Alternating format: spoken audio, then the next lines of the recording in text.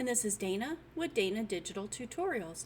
This video is going to have some basic pattern information in the beginning, and then if you stick around, I'm going to show you some more in-depth ways, but still simple, of creating images with a different feel. You'll be able to take some of the images you've already generated and maybe make it a Christmas theme. Let's go ahead and get started. The first thing you want to do is you want to create a pattern in the image generator of your choice. I personally like to use Midjourney just because it's got such flexibility and capabilities, and the tile pattern is always perfect. Now maybe the pattern itself is terrible, but it tiles it well. So how do we check that our tile is what we're looking for?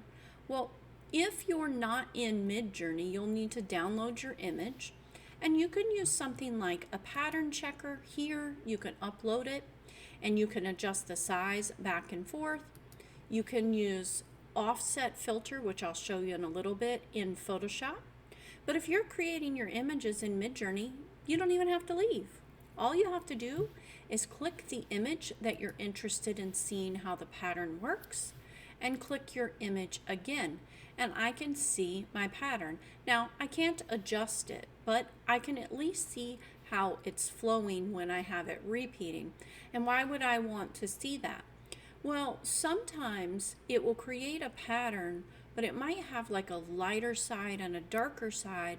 And then if you're working with a pattern and you make it smaller, then you're going to run into issues because it's going to look like a pattern that is a repeating image versus just a nice consistent pattern. So I can see that this does not make me feel like I'm looking at a whole bunch of images put together. Instead, it makes it look like just a seamless pattern across. So it works really well. I did these on a diagonal. Before I did this video, I also did them not on a diagonal. And you might think, well, I could just rotate them in Photoshop. You can, but then you're going to have to recreate the seamless edges. I find it much easier if I'm looking for a diagonal to go ahead and use the same prompt and do it on the diagonal and then use that as a second pattern. It won't be exactly the same, but I could use it as a style reference to make it very similar, and then I'm not having to deal with creating seamless. I did do some circles. One of our projects today, we're going to work with circles, and what you're going to need if you want to follow along is some nice solid circles, preferably imperfect. And I did that by doing big solid dots because when I did circles, this is what I get. Imperfect shapes on black and white. You can see my stylization is 0 because I didn't want it to give me a lot of texture. And then the tile. So we can go ahead and peek at that, and we can see that our tile looks very nice. So we're going to get out of there, and now let's go into Photoshop, and we're going to work on these patterns. So I'm going to double click this. I'm going to open it in Photoshop, and I'm going to check the image size. So if I go up to image, let me move this out of the way, it's getting in the way of my mouse. Image size. Then I'm going to see I have an 1152 by 1024. I really need a 1395 across. So one of the quick ways to check if I could just enlarge this image is if I change this to %, make sure my resample is checked, and I change this to 110%, I'm going to see how big I can go without messing with the details. And I can see I'm pretty close to what my target is, which is 1395, and I'll show you why in a minute, that it would work. I could go ahead, especially since this is just a patterned background, I could go ahead and just make this 1395. But before I do that, let me show you why I want to do that. So I'm going to cancel out of there, and I'm going to take this and I'm going to create a pattern from it. If I don't select anything with the marching ants, the marquee tool, or however you select, and I just go up to edit, define pattern, then I can just type a name here. So we're just going to call this circle dots. Now I do have a white background, So there's going to be a difference than if I were to isolate the white background. So let's go ahead and do that and create a second pattern. So I'm going to unlock my background here. I'm just going to use my wand tool, probably about a tolerance of 5 because I can see this white is all about the same. And I'm just going to check it. So let's zoom in and see how it's done on those edges. I can see it's done pretty good, but if I'm not sure, then maybe I'm going to change this tolerance to 10, and I'm just going to do it again. Now once we've done that, because we've selected the white and not the black, we can just hit the delete key and those are going to go away. And now I can see that I have my dots isolated on a white or a empty background, a transparent background. So let's go ahead and define that pattern. Edit, define pattern, and we're going to call these circle dots on transparent. Now, the nice thing here is that we can see how big our pattern is, how we defined it by highlighting over and just looking at them. You can also create folders just using the folder down here. So maybe you want to create a bunch for your 20-ounce tumbler. And I can see that this one is $11.52. All of these others are $13.95. And I'm going to show you why you would prefer to make this $13.95 before creating your pattern. So let's go create a new tumbler wrap canvas. We're just going to start with a blank one. So we're going to go up to, I'm trying to use my shortcut keys. If you want to use them way faster, Command Option N will get you there. If you're on a PC and I say Command, just know that you need to press Control. So Command Option N will get you there, but you can also go to File, New here. And we want to have a 2790 by 2460, 300 DPI. A white background is great. Make sure your color mode is RGB. I made the mistake the other day that for some reason it had reset to grayscale. So everything I was doing was grayscale, which was kind of frustrating.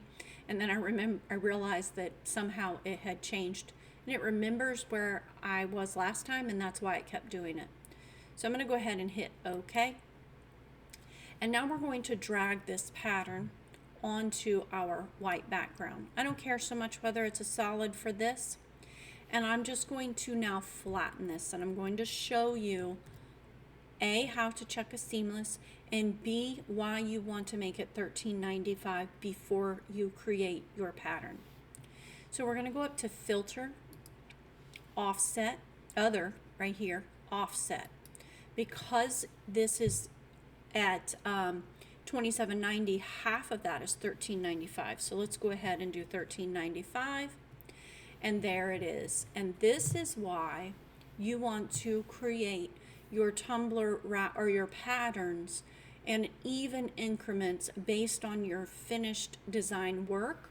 And I would recommend that you have a folder. Maybe you could do 20-ounce tumblers Christmas, 20-ounce tumblers Halloween if you want to have the different brands, or you could name your patterns 20-ounce and 40-ounce, and then whatever it is, and have it in a Christmas folder. However you find it's easiest to organize and use is the best way to handle it. So you can see that this pattern is pretty much useless to me because I'm never going to be using this percentage. And unfortunately, I'm going to undo my flatten. I'm going to double click this. I can't set a pixel here.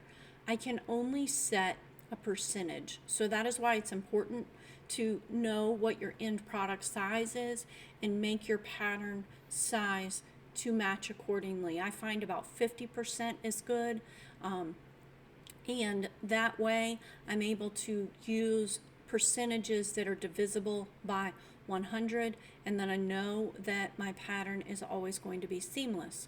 So you could change the angle here, and you can't see it so much on this pattern. So let me cancel that. I'm going to bring this one in.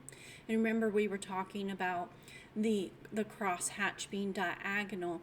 If I go in and I double click this little picture box and I change this, I'm going to get a diagonal pattern. But again, this is not going to be seamless. So if you really want to crosshatch on a diagonal, go ahead and do a new prompt.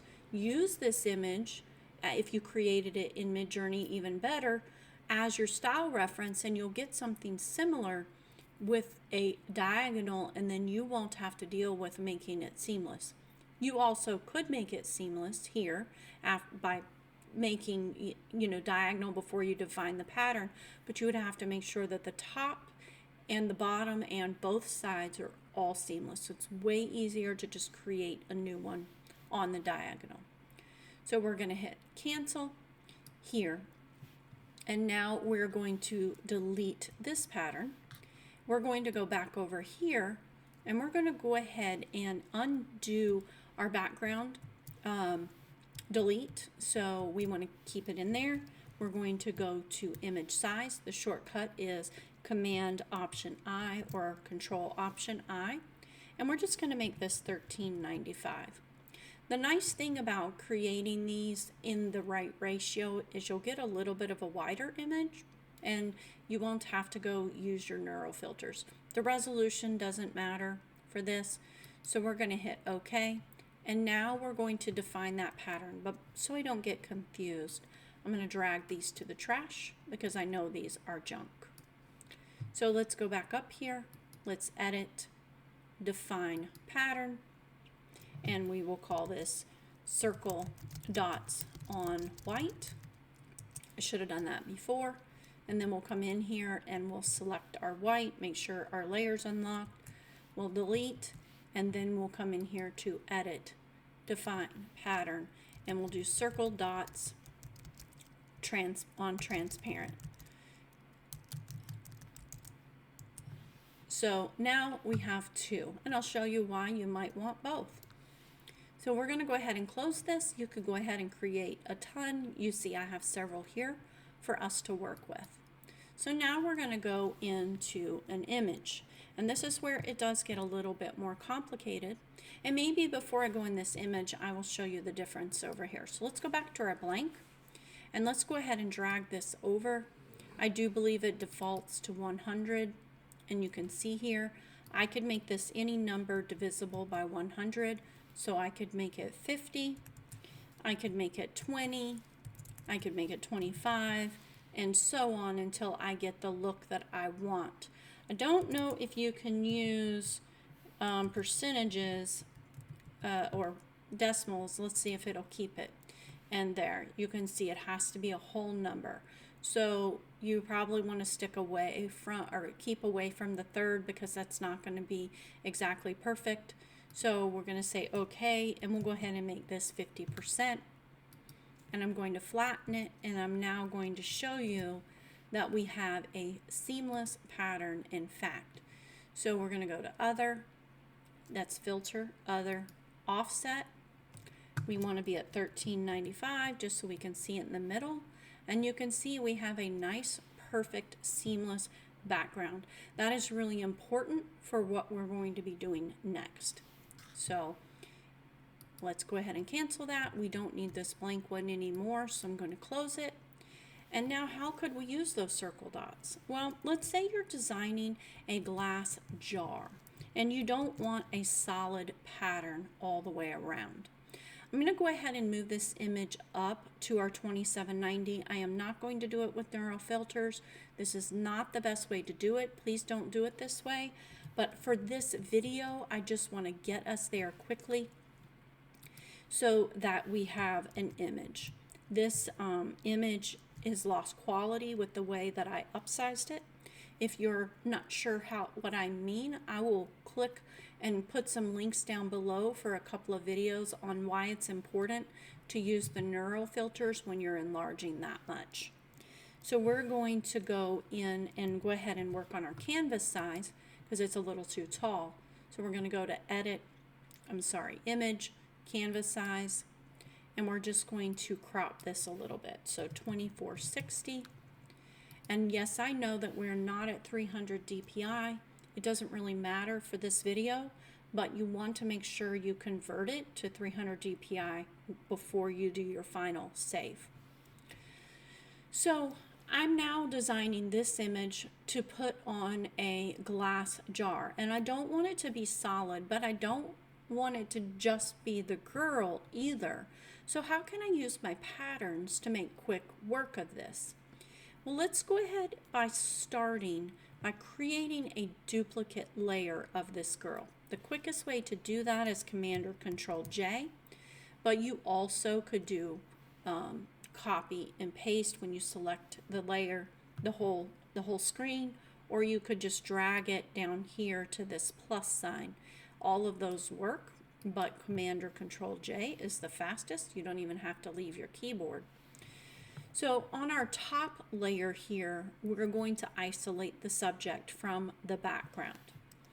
And we're also going to go ahead and unlock this background. We can name it background.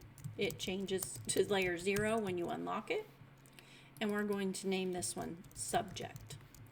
So we're going to use our subject selection tool for this. So let's go ahead and do select subject.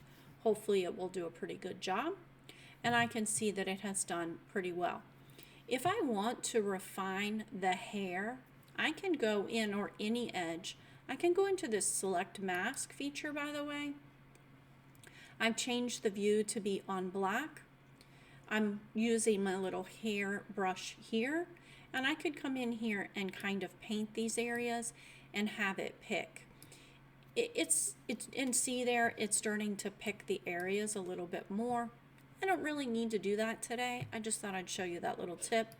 I do use it a lot, but for today, because we're going to be having our background as part of the actual background, I don't need to do that.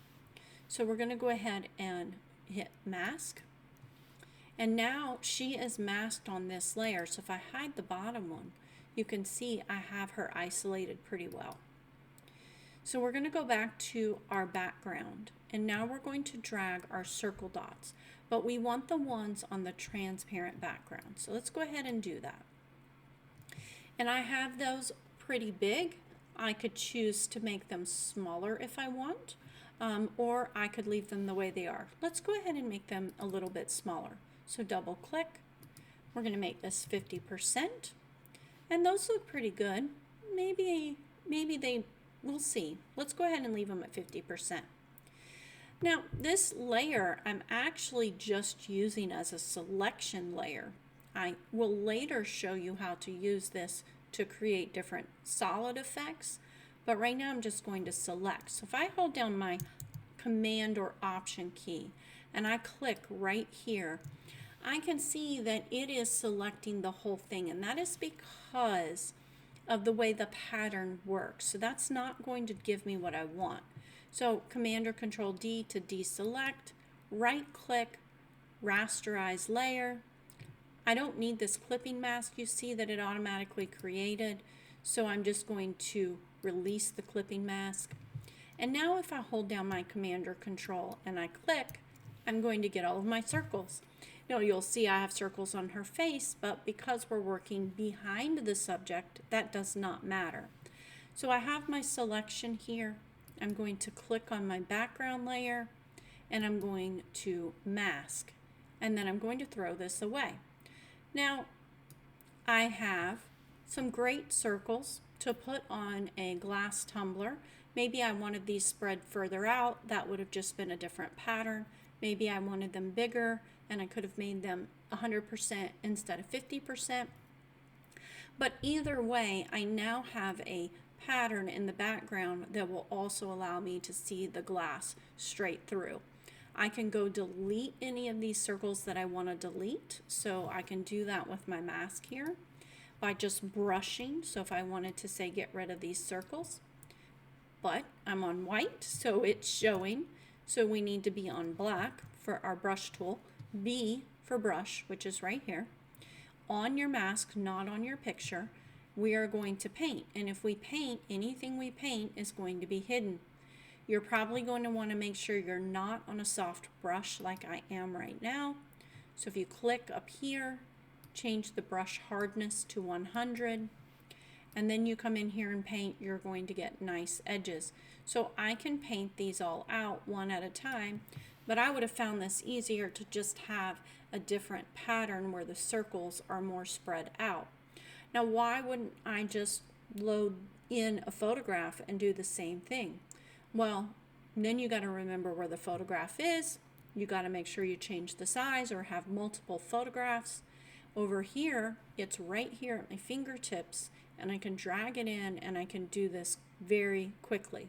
You could also create an action to do some of those steps for you if you find you're doing the same exact steps on the same pattern in the same order.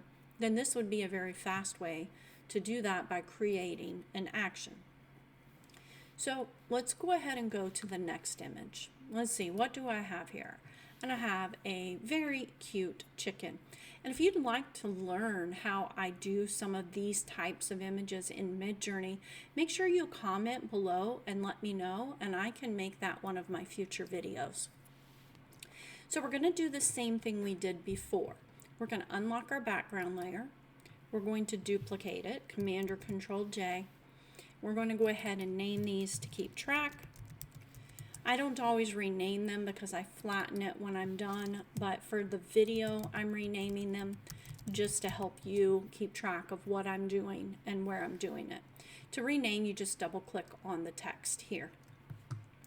And now we're going to come back to our subject, and we're actually going to select our subject.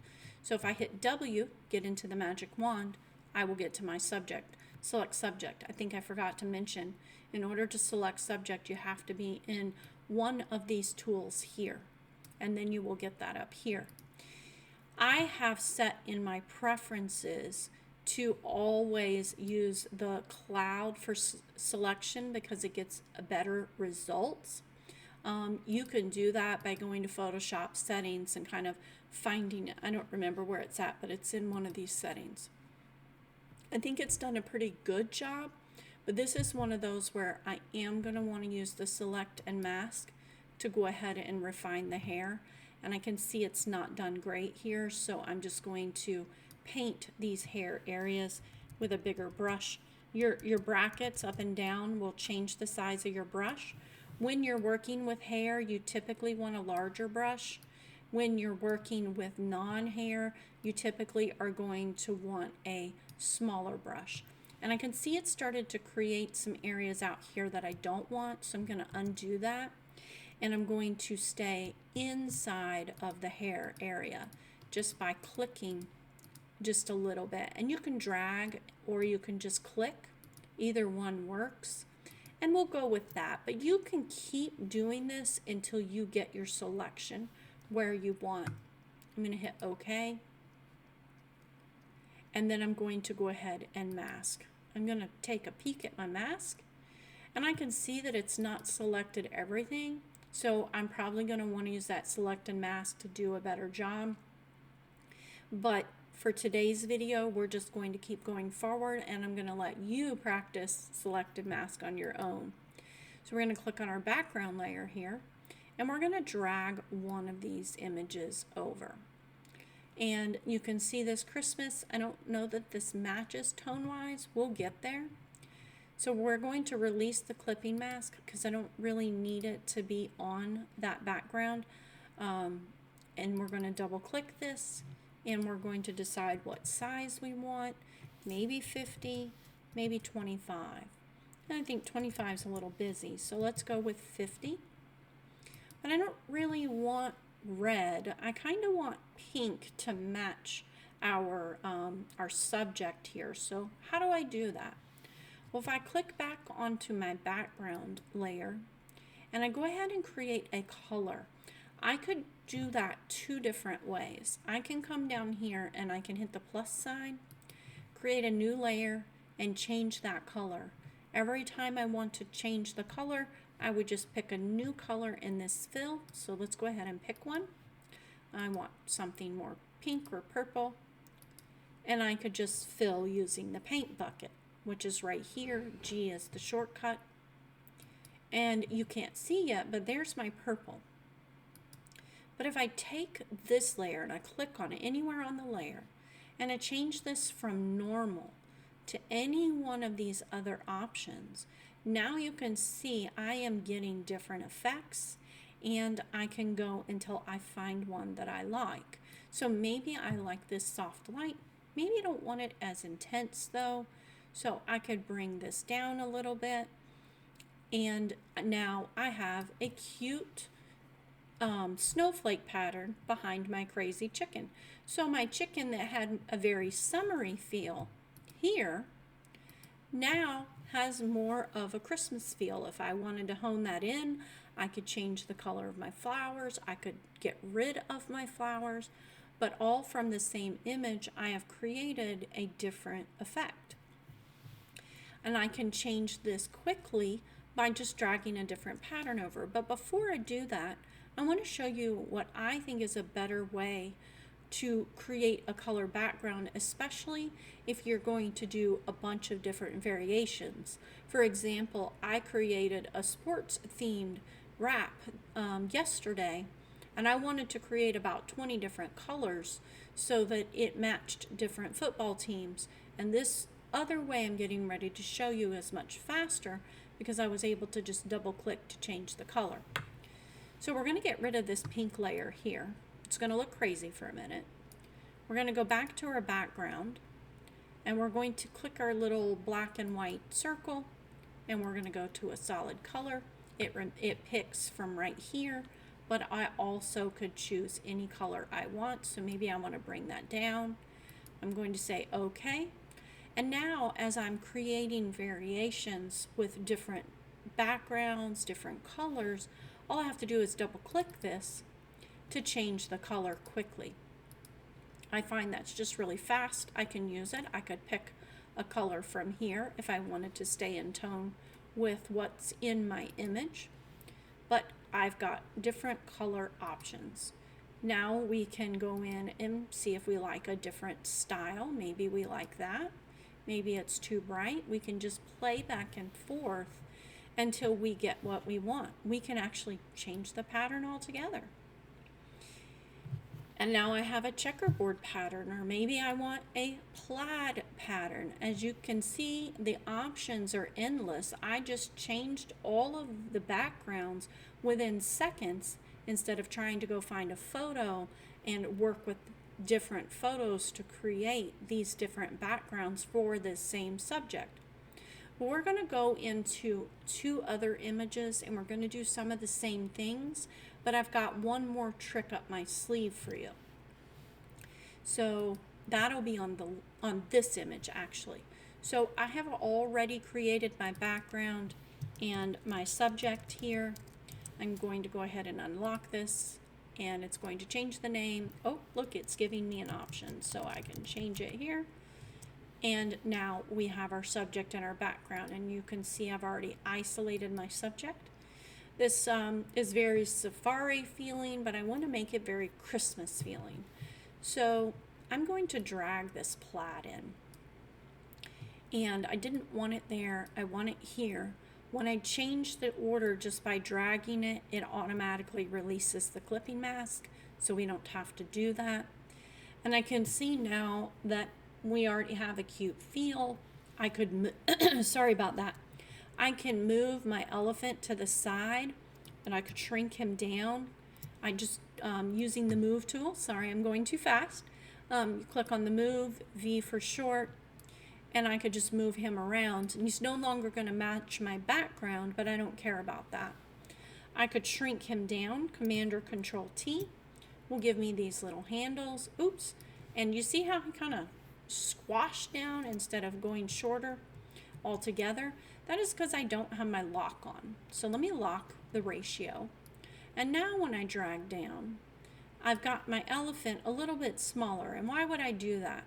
Well, by doing this, I now have created room over here to add some text or some customization. Maybe you want to give the option for a name. If you don't like the pattern so intense, you can do what we did before by creating a layer below the plaid and then changing the effect of the plaid. But what if I want my elephant to have a little bit of color so that the tone of my elephant matches? I think he looks cute the way he is, but If I want to do that, because maybe it's just not matching at all, let me show you how. We're going to do another solid color right here, and we're going to pick one of those reds. I can't quite pick it because it's hiding, but we're just going to pick a red. And then we're going to change this opacity down to 10%, and we're going to change this to color. And now you can see, just by creating that little bit of color, my elephant now has more of a Christmas tone to him. He looks like he belongs on this background. And it didn't take us a whole lot of work. And by having, our clickable layer, if we changed our pattern color, maybe we wanted it green, then we could change the tone of the elephant to green. And it sounds like a lot, but when you practice this 3 or 4 times, you're going to get really fast at it, and you're going to be able to drag all these different patterns in here. And you can see I dragged on the wrong spot. So we're going to go ahead and delete this. Oh, and you know what? That is because I dragged my pattern into my color. So let's go ahead and go down here. And let's click on this one, and we can just keep swapping, and it's doing that again. So what do? Let's undo. Let's just hide this layer. Maybe we'll put it way down here.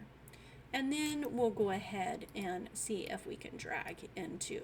Now we can drag. So you may need to move your layer down to the bottom to do this, but you can see how quick I could change all of these patterns out. I can color overlay them and give this elephant a very different look. And I didn't need to move the location. It's just because the color was covering the entire top. So when I drug it, it was trying to go into the top layer. I could just hide it. And now you can see that it will work just fine. We're going to do one more image. Just so you can see, I'm not going to learn anything different. We're just going to work on it.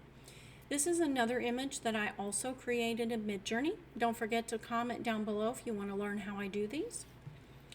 And I have already isolated him on the background. Let me go ahead and name these background. And let me go ahead and name this subject. And I like the background here, but if I wanted to create a little bit more fun, I could go ahead and give him a plaid background. Now I've taken him and I've given him a little bit of a country feel. I could shrink him down and create room for text. I can do all kinds of things here by having these patterns. And because they're all sized at $13.95, I know that if I stick with something divisible by 100, that my seamless is going to be in check for the background. So I hope that this pattern tutorial helps you learn how to set your own patterns and how to use them creatively to make some of your designs have a different feel, a different season. This is Dana with Dana Digital Tutorials. Please subscribe down below. Have a great day.